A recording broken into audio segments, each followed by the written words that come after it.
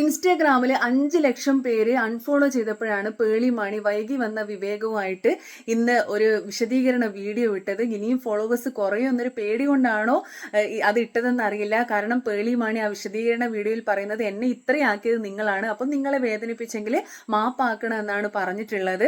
ഇപ്പോഴും പേളി മാണിക്കെതിരെ ഒരുപാട് വിമർശനങ്ങളുണ്ട്. പക്ഷേ പേളി മാണിയെ സപ്പോർട്ട് ചെയ്ത് ഒരുപാട് BJP-കാരുണ്ടായിരുന്നു. പേളി മാണി BJP ആണെന്ന് അറിഞ്ഞിട്ട് പേളി മാണിയെ ഫോളോ ചെയ്തവരൊക്കെ ഉണ്ടായിരുന്നു. അവരൊക്കെ ഇനി എന്ത് ചെയ്യും അല്ലേ? വീണ്ടും അൺഫോളോ ചെയ്യേണ്ടി വരും അവരൊക്കെ. കാരണം ഞാനൊരു പോസ്റ്റിൽ കണ്ടു, പേളി മാണിയെ 5 ലക്ഷം പേര് അൺഫോളോ ചെയ്തെങ്കിൽ 10 ലക്ഷം ഫോളോവേഴ്സ് ഉണ്ടാവും BJP-കാരെന്ന്. അത്രയും നല്ലൊരു കട്ട സപ്പോർട്ടായിരുന്നു പേളി മാണിക്ക് കൊടുത്തത്.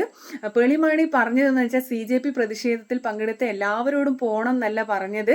നിങ്ങൾക്ക് എന്തെങ്കിലും പരിക്ക് പറ്റുന്നതുകൊണ്ട് അതൊരു പേടിച്ചിട്ട് നിങ്ങൾ വീട്ടിൽ സുരക്ഷിതരായിട്ട് ഇരിക്കണം എന്നൊക്കെയാണ് പറഞ്ഞത്. അത് പിന്നെ എന്തെങ്കിലും വീണ്ടും വിഷ്ണു ലോകം ആക്കുന്നതായിരിക്കും, അത് നമുക്കറിയില്ല. പക്ഷേ സിബി മലയിലിനെ കുറിച്ചും പറഞ്ഞിട്ടുണ്ട്. പരാജയപ്പെട്ട സംവിധായകൻ എന്ന് സിബി മലയിലിനെ കുറിച്ചല്ല പറഞ്ഞെന്നൊക്കെ പറഞ്ഞിട്ടുണ്ട്. അതൊക്കെ പേളി മാണി അന്ന് ആ പേര് പറഞ്ഞിട്ടില്ല എന്നൊക്കെയാണ് പറയുന്നത്. വ്യക്തിഹത്യ ഒരിക്കലും നല്ലതല്ല. പേളി മാണി ആയിക്കോട്ടെ ആരെയായാലും നമ്മൾ വ്യക്തിഹത്യ ചെയ്ത് അവരുടെ കുട്ടികളിലെയൊക്കെ ഭയങ്കര മോശമായ രീതിയിൽ എന്താ പറയുക ചീത്ത പറയുന്നുണ്ട്, അച്ഛനും അമ്മേനെയും ചീത്ത പറയുന്നുണ്ട്. അങ്ങനെയൊന്നും നമ്മൾ ചെയ്യരുത്. Right to freedom of speech and expression എല്ലാവർക്കും ഉണ്ടല്ലോ. അപ്പോൾ പേളി മാണിയുടെ കാര്യം പറഞ്ഞു, പക്ഷെ വിയോജിപ്പ് നമുക്ക് രേഖപ്പെടുത്താം. പക്ഷെ അവരെ വ്യക്തിഹത്യ ചെയ്യുന്നത് ശരിയല്ല, തെറി പറയുന്നതൊന്നും ശരിയല്ല.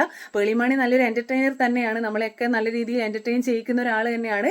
പക്ഷേ എത്ര വലിയ എന്റർടൈനർ ആയാലും നാക്ക് പിഴച്ചു പോയാൽ അവിടെ തീരും എന്നുള്ളത് പേളി മാണിയുടെ കാര്യത്തിൽ സത്യമായിരിക്കുകയാണ്. ഇനി എല്ലാവരും ഒന്ന് സൂക്ഷിച്ചും കണ്ടും ഒക്കെ സംസാരിക്കുക അല്ലേ.